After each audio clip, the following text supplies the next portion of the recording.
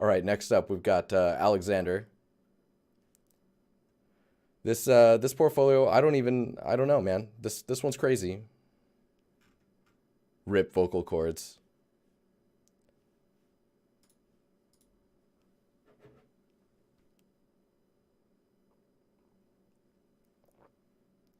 So right off the bat, I would take the top banner, the whole top banner thing. This is live, yes. Hello. This is only a test.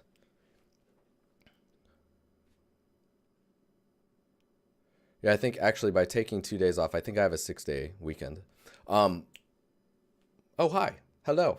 Hi, everyone. I'm here. Hello. How are you? All right, let's check this out. So I would take this top banner, definitely blur it. It's very noisy, so it's not too hard. You see Artstation did a lot of work for you already.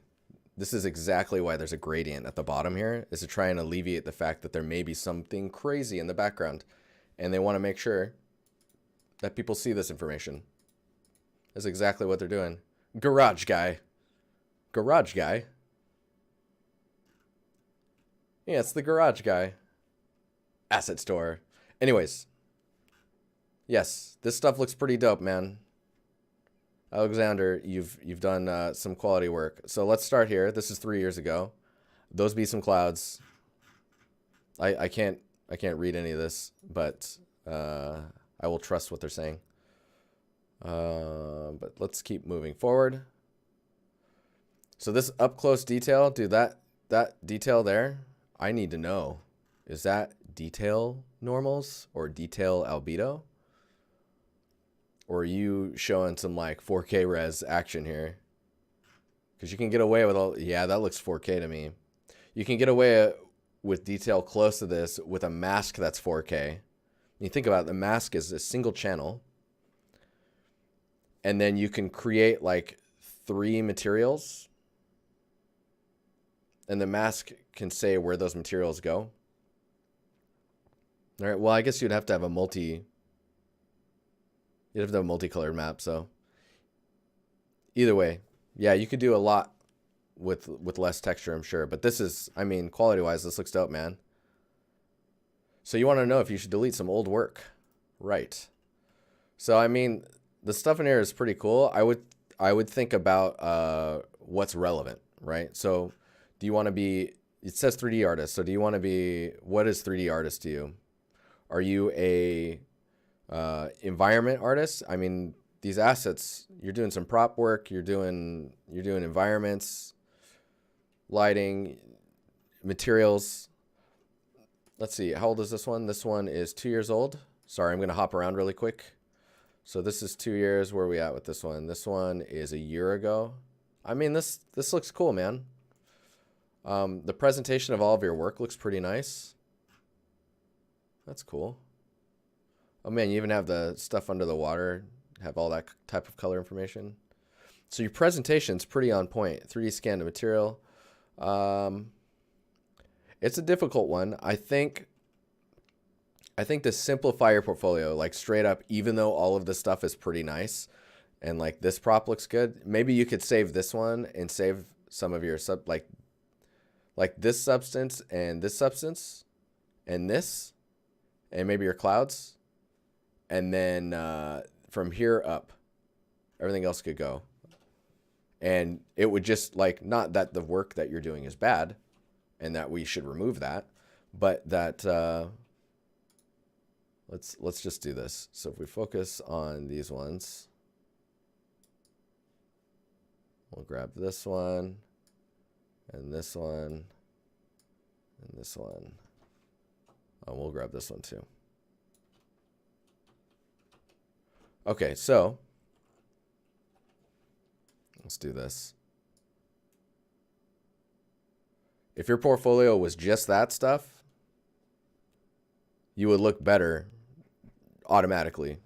Like, you would look more focused and the quality of the work becomes even higher because there's less questions. You know what I mean? This is what they see. They see, oh, this is interesting. Experimental. That's cool. This one's like, your attention to detail is on point, even though it's old. I mean, this stuff will reinforce the detail mentality that you have. The fact that you can make substances, and then these scenes are just crazy. Definitely in your portfolio. If you want to be an environment artist, like you're saying in chat, change this. Just say environment artist, because you don't even have to say props artist, and we know you can make props, right? And I can understand 3D artist is maybe all encompassing, like, because then you're like terrain practice. It's like, this stuff looks cool. I mean, you're paying for pro. Just put it in your blog. I'm gonna dig into your blog. Oh man, there's stuff in here. Ooh-wee. I like it. I like it. Oh my gosh, look at you.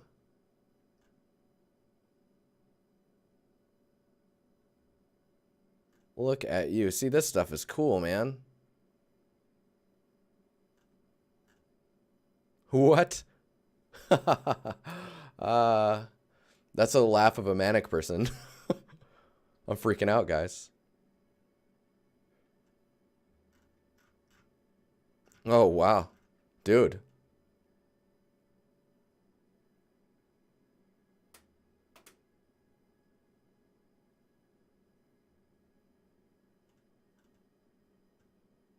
There's some great stuff in here, man. Oh, wow. What? See, why am I not seeing this? Like, I guess I got to go into these scenes, right? I'm just going to comb through these really quickly. Oh, that's cool. Dude. Dude.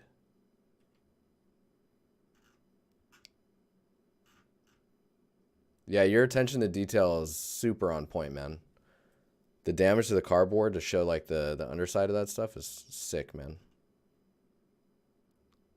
Dude, Walt. Super, super nice. Man, the detail on the surface of the wood is great as well. Like where the coffee cup always goes. Nuts. Dude, you see those nuts? They were instant nuts. It was dope.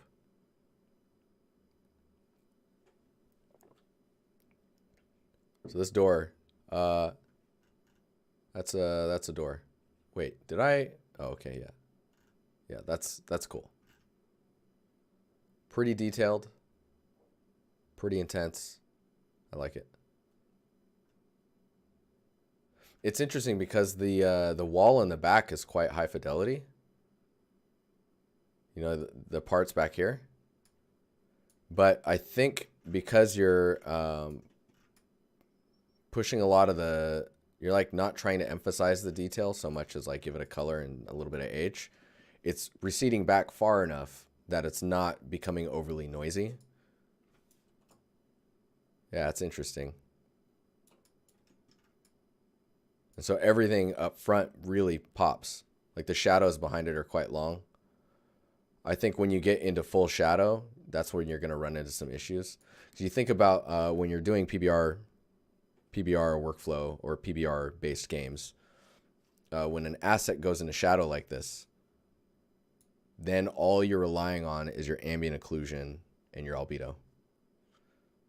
If there's no lights and like it's just ambient lighting that's kind of filling the space so that you can see, it's your albedo and your ambient occlusion that are going to carry the detail. So keep that in mind. So like when this goes into shadow like this, that back panel, if you've baked the AO nicely, that back panel is going to push back further even though you're in shadow, because the AO will help you separate the details that are forward and the details that are behind it, push those back. Yeah, this is cool though, man. See, this is where I'm like, man, I wish there were detail normals on this. But I know you can't. I don't think you can do detail normals in Marmoset. I mean, I know they have a lot of shaders now, so maybe you can. But can you imagine, like, if you had detail normals for the paint and they had different detail normals for the rusted areas? Like, oh, it would hold up this close. Like, literally would hold up this close. This is sick, though, man. 6 months ago. It's very, very cool. I need to, hang on. I need to, there we go. Yeah, so this scene's crazy. And I remember looking at it just like earlier today while I was having lunch or walking back from lunch rather. I had some dope Thai food. Had some Thai food with Ben Wilson. It was great. And Chris Radsby and Karen. Good company. There were others, of course. Of course. But we can only name drop so many people. So this scene's crazy. This shot looks great. The details are sick. Oh, I really like this presentation. I'm really happy that there's not too much going on the ground because it gives your eyes areas to rest. The amount of detail happening here on the ground here makes a lot of sense. Like, looks like some stuff fell, some wood beams are broken, just kind of resting there, and debris has fallen. $5 detail normal in Marmoset. Thank you very much. That's awesome. Oh, nice. Ah, dude. Storytelling too? My God. What are you trying to do? Break my heart? This is dope, dude. So the one thing I think I wanted to emphasize was in this shot, like what to focus on was kind of difficult. So I'm gonna just, oh man, that's cool too. So see how this is all in focus, but I feel like we need to be looking here, right? So it's almost like if you were to crop it maybe to there. I don't know. I really like seeing the arch, but yeah, this is tough, man. I think if you were to do this, because see right now the walkway upstairs, I'm gonna have to cut a couple times here, and then I gotta cut the middle out, is blending really closely with the walkway here, right? Oh, and I need to add a little bit more. There we go.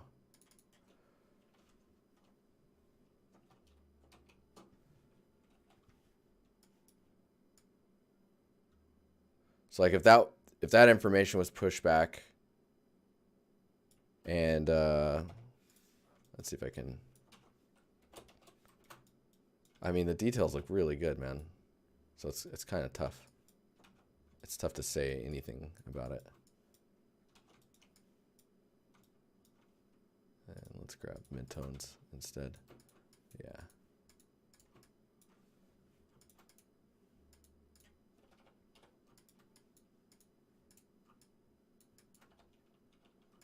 So let's grab the original.